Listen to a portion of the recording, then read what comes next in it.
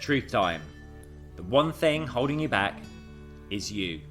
You'll never truly thrive if you don't change your beliefs about yourself. Listen, you must create a new self-identity that's aligned with your goals in order to achieve long-term success, health and happiness. Because, honestly, you cannot outperform your own self-identity no matter what you do. In this episode, we'll show you how to change your beliefs and self-identity for long-term sustainable success.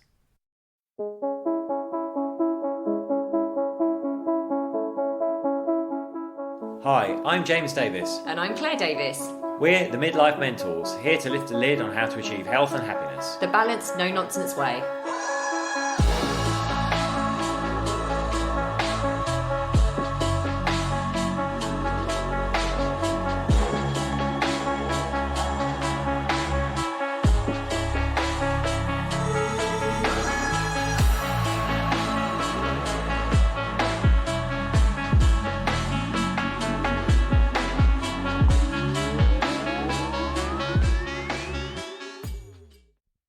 Hello and welcome to another episode of the Midlife Mentors with me, James. And me, Claire. Now, we want to tell you straight out that this is the second time doing this Take exact... two. Take two. It's part and parcel of working with tech, which we know all about. Don't we, James? Mr. D. But yesterday, we recorded this podcast and it was amazing. We loved it. We had a great time. Then we looked and the card was full. So it recorded, I don't even think it recorded any of it, did Error. Error. The computer says no. So there we are. So we're doing this again Friday morning. So you'll have to forgive us. We were doing it a bit late anyway because we try and release it on a Wednesday. But we were doing it a bit late on a Thursday because we've had an epic week since we last recorded one. We have. Before we get into that, we do want to update on everything we've been going on. But let's tell you what today's podcast is about. It is about beliefs and self-identity and how you need to align those with what you want to achieve in life. And we're going to explain the theory behind it and actually break down for you what you need to be doing. Yeah, because I think this is something that we have to work on all the time. It's what our clients, it's a fundamental bedrock of what we work with our clients on. Because honestly, this is the one thing that will hold you back. This is the one thing that will scupper your success for the long term every single time until you get to grips with how essential this is to your health and happiness. Exactly that. I guess overlapping that, I've just funny tale, So yesterday, obviously, we sat here. As we'll tell you in a minute, we've had quite a full-on, more than a week now. So it was kind of end of the afternoon, and it was a great podcast. And then we found it hadn't recorded because the card had filled up. But what did we do? Of course, we got annoyed with that. But then we chose to put on a happy bit of music, dance around, and go, you know what? That just gave us a great rehearsal. We'll do an even better job tomorrow. So this is how we can reframe and start working with our beliefs playfully. To help us. Well, exactly. It's that whole thing that we say. You cannot always control what's going on around you, right? But you can control your reaction to it. So we decided to not let it upset us too much after we had screamed a little bit, and then we just decided to put on some happy music and dance around. So you can always control your reaction to outside sources. You can. So we're going to dive into those beliefs, self-identity. But before we do, let's tell you what we've been up to. So as you know, let's rewind to Marbella. We went back to Marbella to get Claire's Spanish residency. We did. Which was great. And then we came back. Of course, then we had to quarantine at Claire's mum and dad's for 5 days. Then we had to find the day 5 test centre to go and get tested for our quick release. So we went and we did that. So we were lucky enough to be able to come back to London because we passed the test. We were negative, but we passed. We passed the test. You may go out. You're allowed to go out. Honestly, we've done. Well, it's 3 tests we've done. So 1 in Marbella. 4 tests. 1 in Marbella. I've lost count. We have done day 2, quick release, well. and day 8 as well, which we got this morning saying you are negative. I haven't got mine. Oh, well, you might not be. Oh, sorry, yeah. That's not good. I don't know whether that's a funny joke or whether we can make those sorts of jokes. But he's. So anyway, we got back to our little flat in London. We decided to catch up with friends over that weekend, which was amazing. It's quite busy. And then, we don't like to take things easy. So we actually moved flat. Our lovely, lovely neighbours, Sarah and John. Sarah, I know you sometimes listen to these. If you are, thank you so much. Left us the nicest little card and toys for Lola and a bottle of bubble. So thank you. So we moved flat, basically. Yes. So we moved flats. At the same time we're moving flats, of course, we're running the business. We were gathering information from our retreat clients so we can get our menu planning underway and liaising with the caterer on the menus for our retreat in July. So excited. So we're in July now, aren't we? Oh my goodness, yes. It's only 18 days away, the retreat. We've taken on a new personal training client, the wonderful Neil Jones from Strictly Come Dancing. Yay! We're getting him ready for Strictly. So in about, that'll be about 8 weeks' time, right? Yeah. So we've got him for 8 weeks. We can do our magic on him for 8 weeks until he starts Strictly. Exactly that. He's lovely. Well done. Lovely. If you probably haven't got time to listen to this, Neil, but you're doing amazing. We love working with you. Yes, you are doing an amazing job. We recorded a podcast with the wonderful Meg Matthews, author of the great Menopause Handbook, The New Hot. That'll probably come out in the next couple of weeks, won't it, that podcast? I think it'll be next week, actually. James, poor James. James was like, did not get a word in edgeways, did I? When he came off, he said... Both of you just chatting away. I don't know why I bother being there. I know, he said, I don't know why you bother being there. Well, we've met Meg when she used to train at the gym we work out at in Hampstead. So we kind of knew her a little bit. And then passed her on the street and things. So we're really chuffed, actually. I'll keep using that word recently, chuffed. Chuffed that she decided to do the podcast with us, because I know she's kind of taken it a little bit easier now in life. She's moved down to Cornwall. She's taking the pace of life a little bit easier. But she came on and did this especially for us. So, ladies... Yeah, it's great to have honestly, you. Don't want to miss this one. You don't want to miss this one. We talk all about perimenopause and menopause, but also lots of bits and pieces in between. And there's even a bit in her book where she talks about the andropause, which is amazing. Yeah, no, it is incredible. So, there's more stuff as well, but that's just a snapshot of everything we've been doing. I had to race down to Hazelmere. You had to race down to Hazelmere, that happened as well. Yeah. And I started to start fight school. So I'm basically doing on a boxing course designed by Adam Booth, which is basically geared up, a diluted version of how pro boxers would prepare for a fight. So I've been doing my own training plus that. So I've been zipping here, there and everywhere, doing hours and hours of training. The moaning. Oh, I'm aching. Oh, stop doing it. And then, no, you're loving it, aren't you? I am loving it. Got another session a little bit later today, actually. Yeah, no, it's great. It's great. I'm glad you're doing that. He's really, really enjoying it. So... Life is full. That's honestly just what's happened in the last week. So, crazy times. So let's get on to what this podcast is all about. Obviously, self-beliefs and self-identity, you know, what's going on within you. This is honestly the mistake that we see people making all the time. They don't actually look at the internal stuff. They're just trying to change the external, and then their progress is scuppered, because a lot of the time, I'll tell you what it is, it's self-sabotage. So self-sabotaging behaviour, this is the crux of why we self-sabotage. It's because you're looking at the external, changing the external, and you're going great guns, everything's doing brilliantly, but then actually it's the internal stuff that whips you right back to where you started from. And we have a great model for explaining it, which Claire will talk you through in a second, but let's just look at a concrete example of that, one we can all relate to, right? We've put on some extra poundage, we're looking to shift it. So what's our go-to? Our go-to is, we'll do the diet, we might add in some exercise as well. And we've all been that thing of like short term, it's like, yeah, great, the fat's coming off, the weight's coming off, but then boom, it comes back. You just can't sustain it. And that's partly because these diets aren't designed to be sustained. We hate diets. It's all about healthy nutrition. But the other thing is, you're only focusing on the external part there, right? Your food and maybe your movement side as well. But you're not working on the internal, the beliefs you have about yourself that might be holding you back. Like you might not truly believe that you're capable of keeping this weight off. You might not truly believe that you could love exercising because you love how it makes your body feel. And when you don't work on those internal parts, just the external, that's why you're always going to ping back, because your subconscious is going to tempt you to keep you safe by bringing you back to where you were. Yeah, it likes the familiar, basically. So the subconscious mind will always choose pleasure over pain. So you cannot be comfortable and grow. There's a reality check that we always talk about. You cannot be comfortable and grow. So when you start to push the boundaries of what is normal for you and go outside the familiar, the subconscious mind will freak out and keep pulling you back. But the truth bomb is, friends, take this internally right now. You cannot ever, never, ever, ever outperform your own self-identity. So it doesn't matter what you are doing on the outside, you cannot outperform how you see yourself. And James was just saying about a model there. I just want you to imagine, this is where most people go wrong.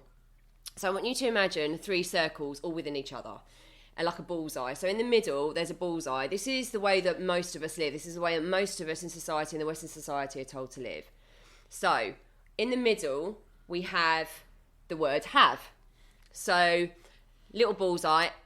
Once I have enough time, going to the next circle out now, I will do the things necessary to get what I want. So I will, once I have more time, I will write the book. Once I have more time, I will start my business. Once I have more money, I will go and join a gym, all that sort of stuff. So there's your have, and then there's your I will do. And on the outside is then I will be, the word be. Then I will be happy, fulfilled, expanded, creative, all those things. But it is the completely wrong way round, because you are waiting to have things that only you are in control of. You're waiting for these external circumstances to change your life, but they absolutely never will. So I want you to reverse that completely. I want you to put be in the middle, that middle bullseye circle. Once I be, once I am, once I believe I am, once I'm behaving like I am, once I'm seeing that and feeling it and touching it within my imagination, then I will do the things that are aligned with that do the things that are necessary, and then I will have fulfillment. Then I will have expansion. Then I will have what I desire. So it's we have to basically switch our thinking big time in order to get sustainable success. Which is so true. You know, as Henry Ford said, whether you think you can or you think you can't, you're right. And what he meant by that was, you know, and the research backs this up, if people think they're not likely to succeed at a goal, or they believe they won't succeed at a goal, they are very, very unlikely to ever succeed at that. When people have this unshakable belief, they become much, much more likely to succeed at it. So we can see straight away when we think of that and think about, you know, your own situation, a goal that maybe you've had or you have, but you know, you're thinking, I just don't know if I can do that. This is why the beliefs part is so important. And I can hear you all going, well, that's great. I do get that. If I want to get for that goal, but I don't believe I can achieve it, then how do I change my beliefs? Well, the good news is that you can. And we can talk about 2 things here. We can talk about neuroplasticity and we can talk about psychology. So let's look at neuroplasticity first. Basically, our behaviors and our beliefs in our brain build neural pathways in the brain. So the more established these beliefs and behaviors are, the thicker those neural pathways are. So the signals can go faster and easier, essentially like making those behaviors, those beliefs, almost automatic, or in lots of cases automatic. You know, you don't really think about what you're doing when you clean your teeth. This is how habits are made. Habits work as well. So they're ingrained, they're there in the brain, but also, you know, technology, MRI scanning shows us that we can change these neural pathways. So it's very hard to delete them, but what we can do is alter the course of them, build them in new ways. So we can look at the beliefs we might have that could be holding us back, and then look at what the counter belief is that would help us succeed at the goal. So here's your first bit of homework. Yeah, absolutely. Think of a goal you have, just one. Don't overwhelm yourself, just one goal. And then be honest with yourself. Make a list of the beliefs that you think you may have that could prevent you from succeeding at that goal. Like, you know, do you want to start your own highly successful business, but you know, your belief is you're not a successful business person, you're not good with numbers. Or you can't do what you love. Can't do what you love.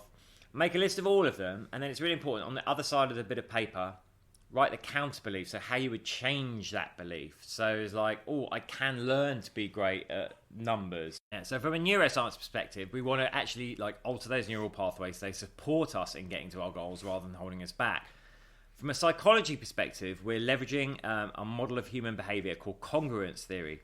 Now, this is the underpinning of all human behavior. It basically states that our beliefs and our behaviors must be aligned for us to be in a state of congruence, and our subconscious will always bring us back to that place, because otherwise we're in a state of what's called dissonance, which is uncomfortable.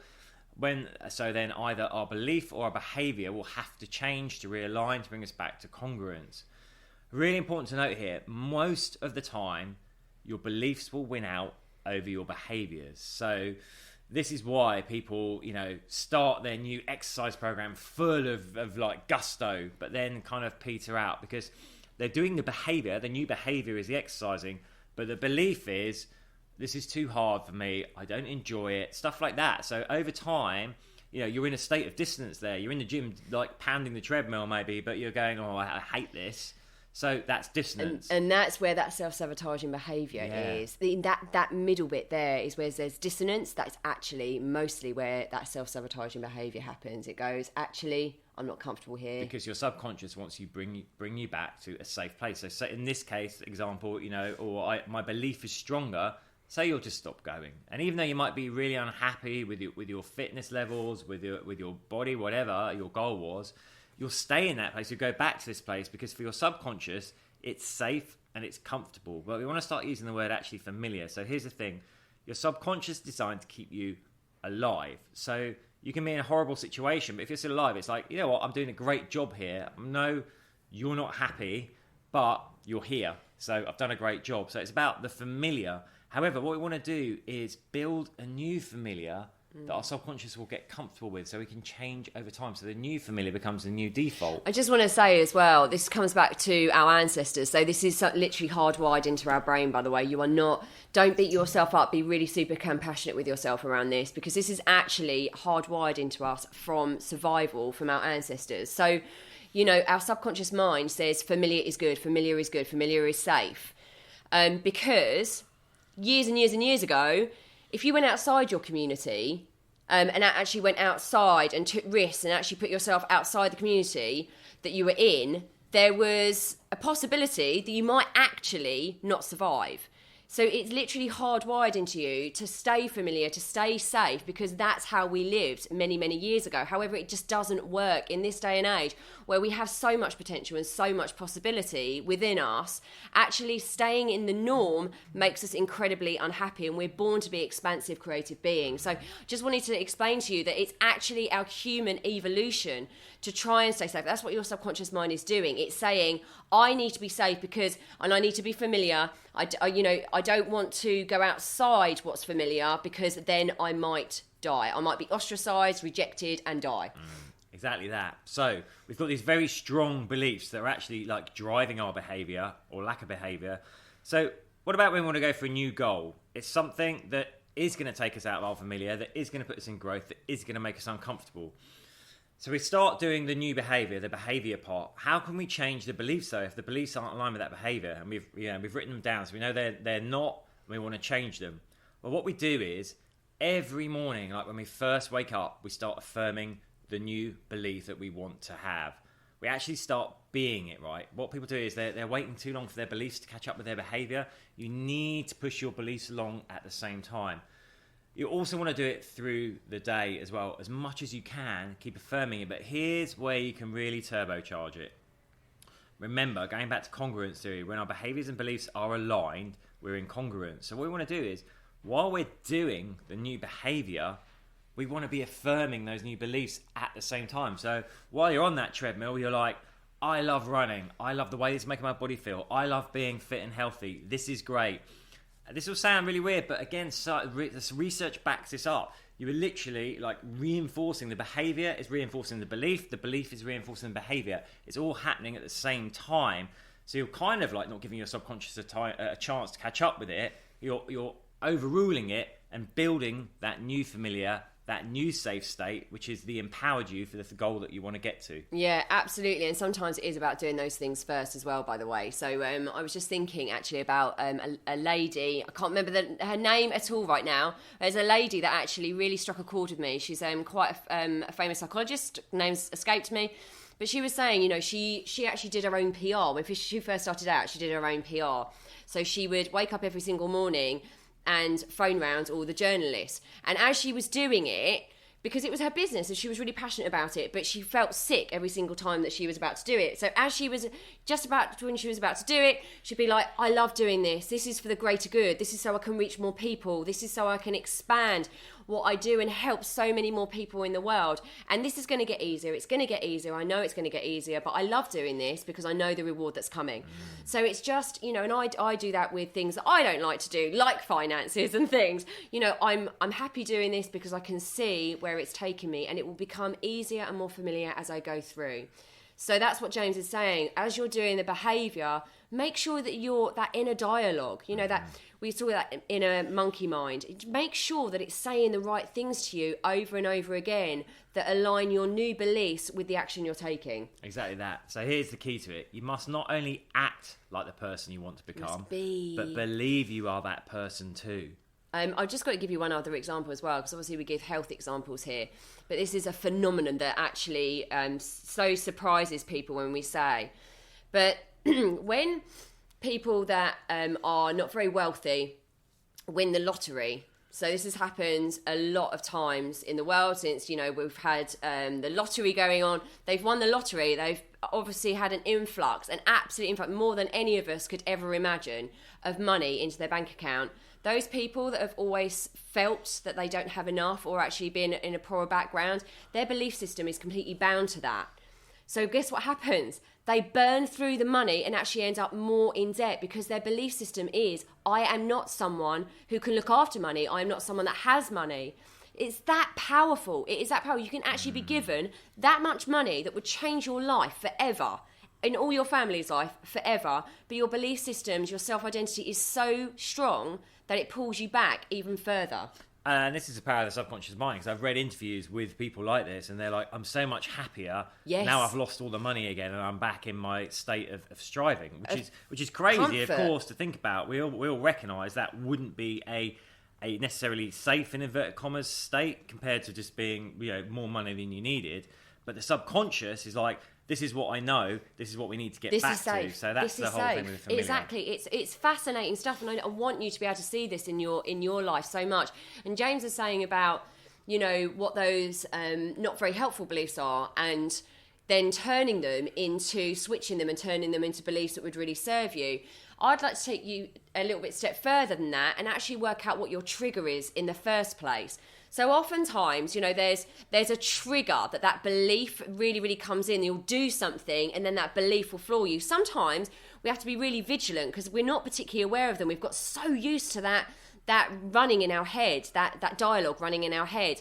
But just awareness is the precursor to change. So actually understanding what happens, what is it that happens? It might be your boss saying something, criticising you, but actually it wasn't really that bad, but it sends you into a spiral of like berating yourself. Or it could be, you know, a letter landing on the doorstep that's asking you for money that you didn't know, and then you're going into a whole belief of lack. Just work out what your triggers are and then what the belief systems are and then how you can start to change them. Because honestly, when you master this magic, and I say master, it's an ongoing process. But once you are aware even of what's going on and why you self-sabotage or why you let things spiral out of control in your own head and catastrophize things, then your life will begin to change. Because that's what we also do. Beliefs seem to make us, our self-identity and our beliefs, seem to over-catastrophize things. They overplay. They use our imagination in a really negative way, in a sense, and overplay all the bad stuff that might happen. But our imagination is our God-given gift, and oftentimes, especially at midlife, we begin to use it in a way that doesn't serve us. Yeah, it's worth saying there, we're giving you like a bedrock here. This is a definite technique that works, right? And this is your homework. Go write down your goal. Go write down those beliefs you have right now that aren't going to help you get there. Write down the corresponding new beliefs that will. Start affirming them, and start affirming them while you're doing behaviour. This is the bedrock, and it will make change. But of course, as Claire is referring to there are tools we can use from hypnosis and NLP that we use ourselves. Things like future pacing, future visualization, stuff like that can move you there a lot faster as well. So there is other stuff out there, and there's a lot of tools you can put into your toolbox to help you shift through this and different approaches you can take. Yeah, absolutely. Every morning I sit there and I do my affirmations, and I sit there and I visualize who I'm becoming around a certain goal. And actually, again, neuroscience says that when you're actually doing something and when you're imagining it, your brain works in exactly the same way. So just think about that. The imagination actually starts bringing it into reality. It doesn't know the difference. So actually, the more you behave like that person, the more likely you are to make decisions based on that new person you're becoming, and the more likely you are to have those things over the long term. So honestly, this is the stuff, you know, when we speak to potential clients and then they're inside our program, the Midlife Method, you know, obviously they're there for physical health goals, but this mindset stuff it's 80% mindset, okay? Everything we do in life, not just our program, is 80% mindset, 20% doing. So we wanted our clients, and always want our clients, to go away understanding themselves, so they know when that self-sabotaging behaviour comes in, when that feeling of resistance comes in, when that feeling of uncomfortableness comes in, it's actually a moment to celebrate. It's actually a signpost that you are doing exactly the right thing in order to grow and expand yourself, and that actually your belief systems and your self-identity is shifting in a positive way. So this is honest. I cannot tell you, you can't do anything in life without looking at this mindset mastery stuff. And it's why our program is so phenomenally successful, not just for the 8 weeks, but ongoing. We've got clients that come back to us saying a year later, this has changed my life. I'm still doing it. It's because it's who they've become. This is now their lifestyle. This is who they are. It's not just something they do. I'd like to give you one little thing while you're thinking, while we're in the goal place here, you think about your goal. If you look at your goal, and some of you might look at it and go, that seems hard, or it seems far off. Here's just what I want you to ask yourself. Is it impossible, or do I just not know how?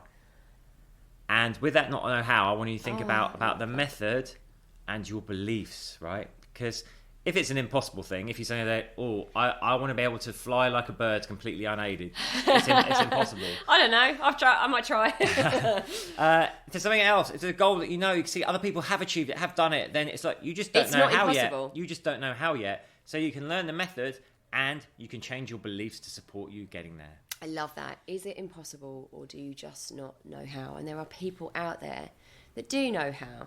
Don't know everything, but they do know how. And that's a beautiful thing that we heard that on a program the other night. We were like, oh my goodness, it really struck a chord with us. So that's why we're using it. It's another one of our Davis-isms that we're going to start using. We are. Anyway. Send you all so much love for the weekend. Well, I guess we're getting this out today. We are getting this out today. We would love to know. Let us know. Your goal. What goal have you set yourself, and what belief? Send us one goal, one belief. Yeah. What one belief are you now committed to shifting that you know has been holding you back, know that's been creating self-sabotage within you, and let us know, because we love doing this. We love interacting. We love hearing from you. We do get emails about our podcast saying how much it's changed their perspective and changed their life. So we'd love to hear from you, and we are sending you so much love for the weekend. And you take care of yourselves. Yeah, have a great weekend. Lots of love. Bye. Mwah.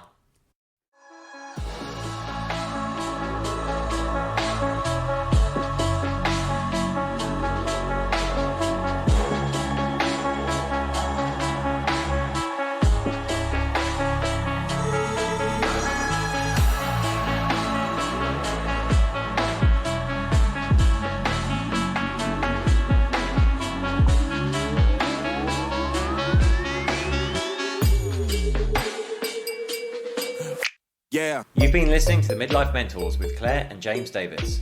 We'd love to hear from you, so drop us a line at info@themidlifementors.com with any questions or topic suggestions. And make sure you join us on our Facebook page and YouTube channel. You can find us under the Midlife Mentors. Yeah.